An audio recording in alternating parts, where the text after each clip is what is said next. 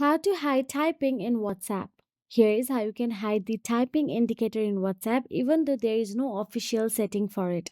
This is just a clever workaround to stay discreet. So let's get started.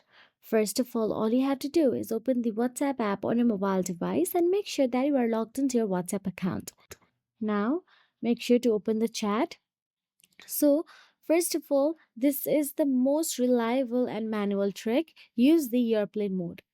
All you have to do is, first of all, simply drag down the control panel from the top right corner of your screen in iOS and turn on the airplane mode, which disables Wi Fi and mobile data.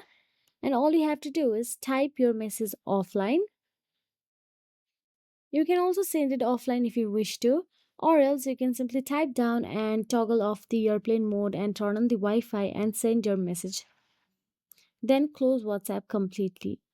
By this, your message will send without showing typing. So that is it. If you found this video helpful, please like, share, and subscribe. And thank you so much for watching.